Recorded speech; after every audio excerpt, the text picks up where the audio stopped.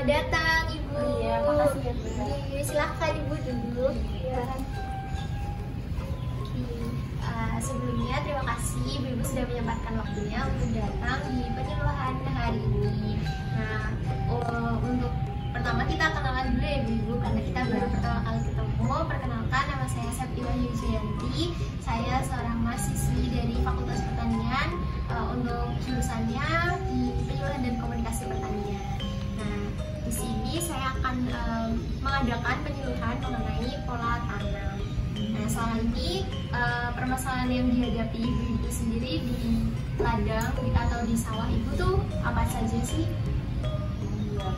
Iya, kalau saya cuma nanam padi terus. Kalau musim tanamnya ganti aku nanam palawija jagung. Iya. Terus kalau Ibu ada Paling kalau produksinya kurang banyak, hasilnya cuma sedikit gitu. gitu. Jadi produksinya ya Bu, tapi Ibu sudah memaksimalkan lahannya belum kira-kira? Sepertinya sih. Nah, mungkin ada beberapa faktor yang menyebabkan mengapa produksi yang dihasilkan dari budidaya Ibu itu kurang maksimal. Nah, Ibu. Di sini saya sudah mempelajari sedikit nih permasalahan dari usaha tani ibu-ibu sekalian. Nah, salah satunya tadi yang disebutkan Ibu yang produksinya kurang maksimal ya Bu. Nah, mungkin salah satu faktor yang mempengaruhi itu karena Ibu belum menerapkan pola tanam yang baik dan benar. Untuk lebih jelasnya saya jelaskan ya Bu, pola tanam itu apa. Nah, pola tanam sendiri itu suatu usaha untuk mengatur tata letak tanaman di suatu lahan. Jadi nanti di lahan itu nggak asal tanam Ibu, ada jarak yang memisahkan gitu dari satu tanaman ke tanaman lain.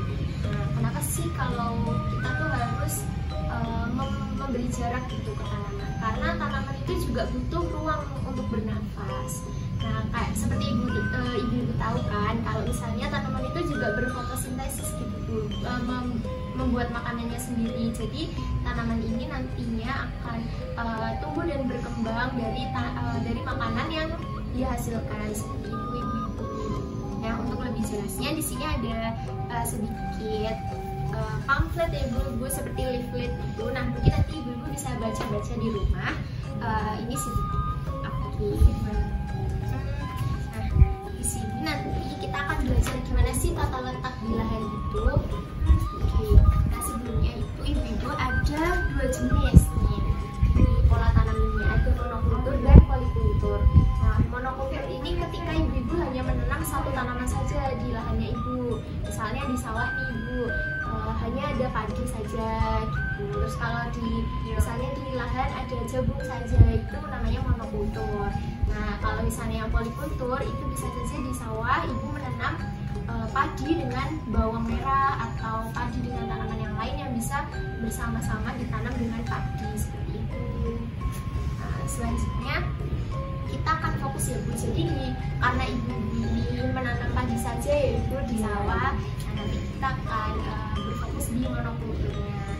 Di monokultur ini ada pola tanam yang dibagi menjadi dua jenis, ada yang 2:1 atau 4:1 seperti itu. Nah, jadi kalau yang 2:1 ini Bu, sebenarnya ini hanya perbedaan gitu. Di 2:1 itu nanti Ibu membuat 2 baris. Jadi dari sawahnya Ibu itu nanti dibikin 2 baris tanaman saja, 2 baris padi. Terus selangnya itu dikosongkan. Nah, kalau yang 4:1 ini nanti Ibu membuat 4 baris, nanti satunya dikosongkan. Nah, untuk lebih mudahnya Ibu bisa lihat di sini ya Ibu. Saya sudah membuat. Nah, di sini seperti ini. Nah, ini contoh dari yang 2:1 Ibu-ibu. Seperti ini. Nah, 2:1 ini seperti ini, dimana Ibu membuat 2 baris ya. Ini lahan sawahnya Ibu ya segini. Nah, ini Ibu nggak boleh memaksimalkan. Ini harus ada jarak. Karena di sini paling rawan ya Ibu, kan kadang kalau misalnya petani-petani ada yang lewat di pematang sawah itu, nah nanti itu tanahnya bisa saja runtuh gitu, terus merusak dari padinya sendiri. Itu kan sayang sekali Ibu bisa mengurangi hasil dari panen. Jadi ini harus ada jaraknya. Kemudian ini 2:1 di mana ini ada 2 baris padi. Nah di sini harus ada selangnya agar padinya itu bisa bernafas seperti itu. Nah ini kalau 2:1. Kalau 4:1 beda lagi. Nanti di sini ada, terus di sini diselang. Nah berapa sih jaraknya kira-kira yang disarankan seperti itu?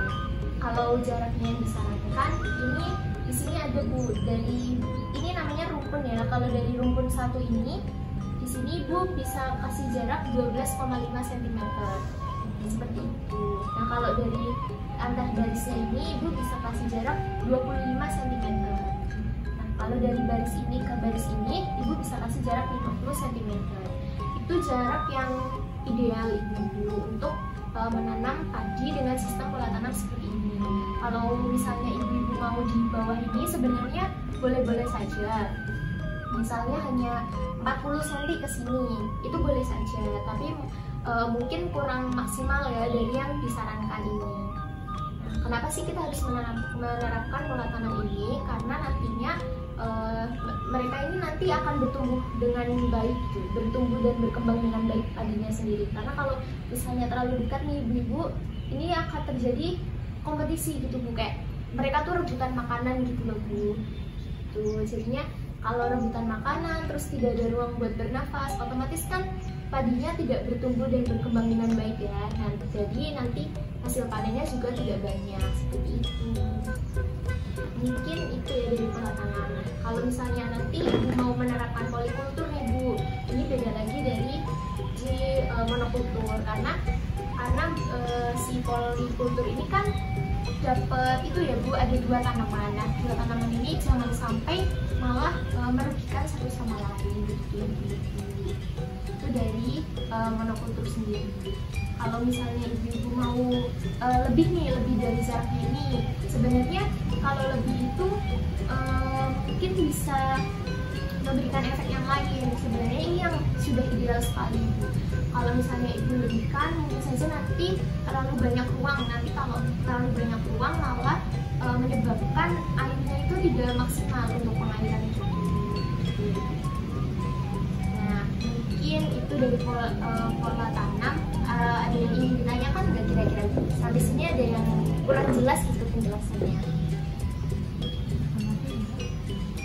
Apa sih ya, misalnya apa sih oh ya untuk keuntungannya ibu-ibu, kalau misalnya dengan menerapkan pola tanam ini ibu-ibu tidak perlu cemas gitu loh Bu. Kan biasanya hama itu pasti menyerang, tapi dengan penerapan pola tanam seperti ini hama itu bisa dicegah lebih awal, lebih dini. Nah, sebenarnya untuk monokultur di pola tanam monokultur itu ibu-ibu bisa terfokus gitu Bu dalam satu tanaman saja. Misalnya ibu hanya menanam padi nih, nah berarti ibu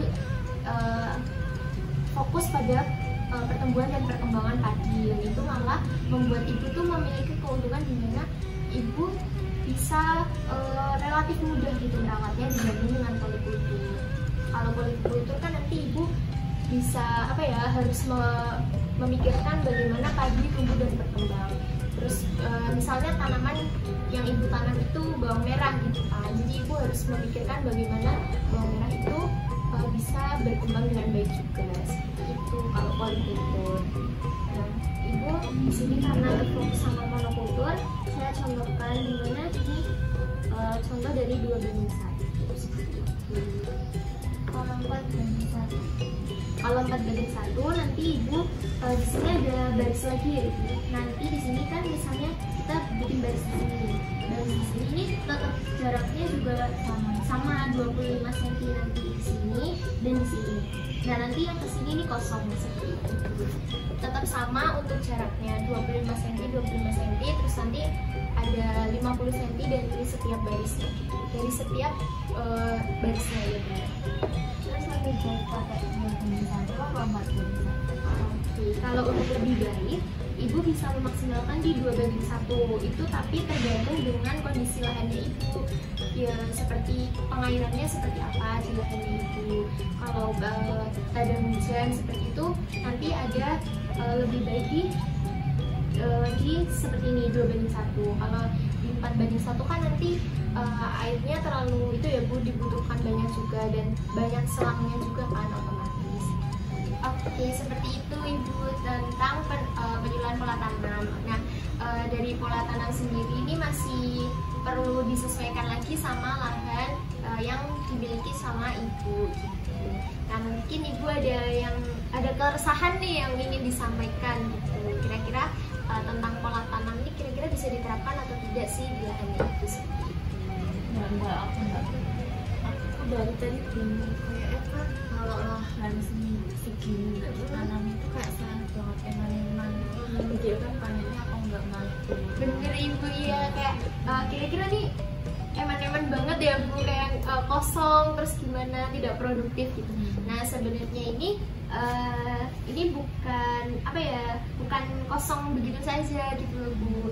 Jadi ini Ibu bisa juga di sini ada tanaman lain seperti itu. Oh, diselingi Ibu, tapi nanti tergantung sama kondisi lahan Ibu. Kalau kondisi lahan Ibu kurang subur, terus pengairannya kurang bagus, itu jangan ada tanaman lain. Takutnya malah si padinya ini berkompetisi lebih banyak gitu loh Bu, sesama padinya juga, sama tanaman lainnya juga. Asal Ibu menerapkan di 4:1 ya, kondisi lahannya Ibu juga kesuburannya tinggi seperti itu Ibu. Jadi ini untuk apa ya, membuat padinya itu lebih subur. Kalau nanti padinya bisa tumbuh subur, produksinya malah semakin meningkat seperti itu. Kalau dari Ibu sendiri mungkin kan lahan itu kan kayak kurang subur. Pas apa namanya, kalau panen itu cuma sedikit. Jadi aku harus pakai yang 2:1 apa 4:1? Kalau untuk kondisi lahan yang kurang subur, Ibu bisa menerapkan di 2:1 ini. Nah, itu dia tadi Ibu-Ibu materi tentang penyuluhan pola tanam. Nah, sekarang kita masuk ke diskusi ya Ibu-Ibu. Mungkin ada keresahan dari Ibu-Ibu selama melakukan usaha tani. Kira-kira nih kenapa sih tadi selain karena pola tanamnya yang kurang tepat, kira-kira apa yang menyebabkan produksi Ibu-Ibu di hasil panen tuh rendah seperti itu? Mungkin ada yang ditanyakan terkait pola tanam. Mbak mau tanyakan kalau sini nggak ditanami kayak emang gitu loh. Kalau hanya segini nggak ditanami nanti kan panennya juga berkurang. Asal Iya bener Ibu, kan nanti kira apa ya, mikirnya aduh eman-eman banget nih kalau nggak ditanemin kan ya berkurang ya. Ya nggak apa-apa sih Ibu, itu bener juga. Tapi kan ini juga ada manfaatnya Ibu. Kalau misalnya Ibu memberikan selang tuh, jadi kayak cahaya mataharinya bisa masuk, terus udaranya juga bisa bagus untuk tanaman padinya sendiri. Jadi tanaman padinya istilahnya bisa bernafas itu tadi. Nah, gimana cara memanfaatkan yang kosong ini? Ibu bisa menanam tanaman sisipan Ibu. Tapi mungkin nanti nggak seperti ini pola tanamnya, ada beda lagi. Mungkin yang 4:1 atau ada yang tipe yang lain lagi seperti itu. Nah, kira-kira untuk tanaman yang bisa disisipkan tuh apa gitu ya Bu, yang misalnya menghasilkan gitu ya. Nah, bisa juga Ibu pakai tanaman kelapa Ibu. Bener, bisa Ibu, bener.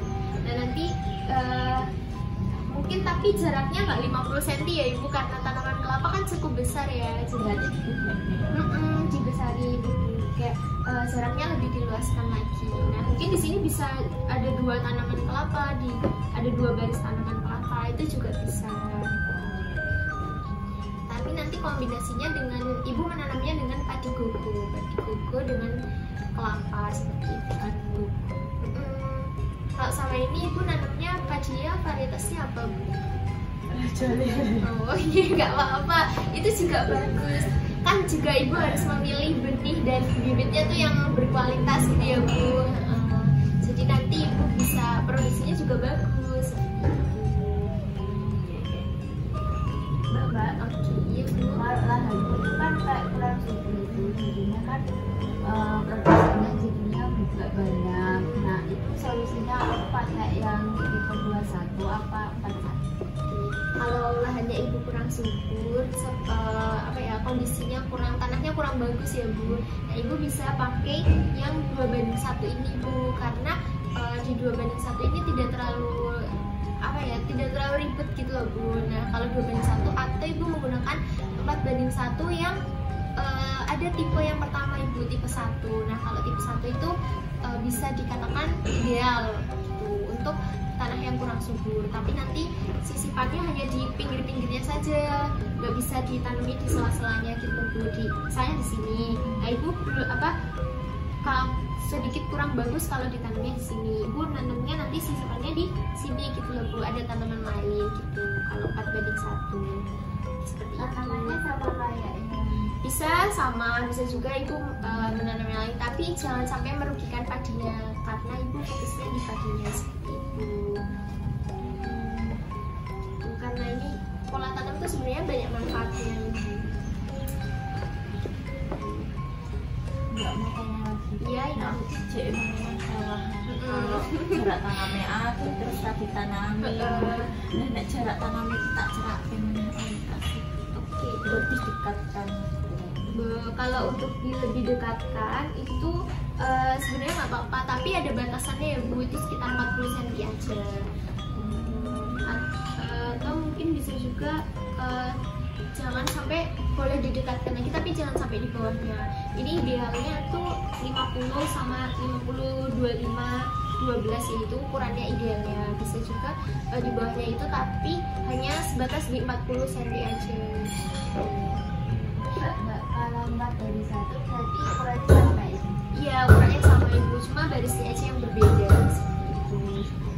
Mbak Lasa nek ditanami penangkapan dek terus aku cek dulu. Iya ibu.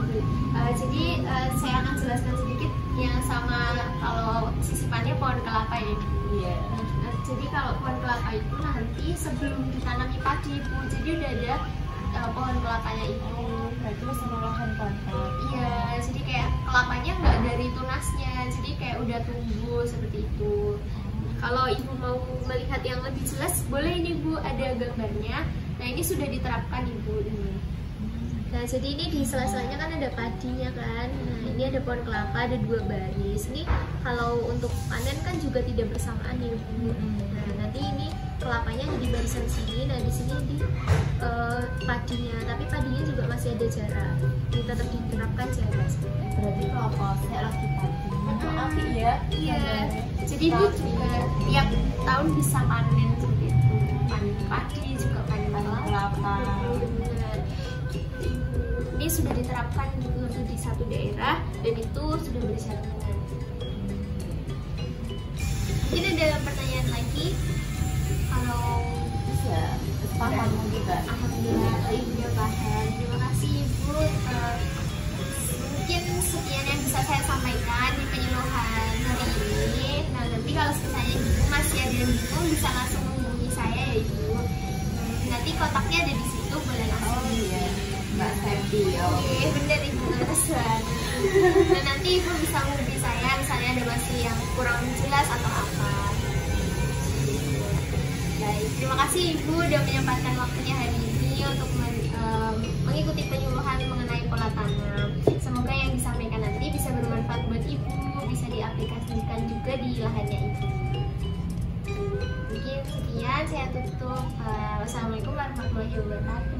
Waalaikumsalam warahmatullahi wabarakatuh. Terima kasih nih ibu. Terima kasih. Oh iya, sebelumnya kita foto dulu ya bu. Oh iya, Mbak ya.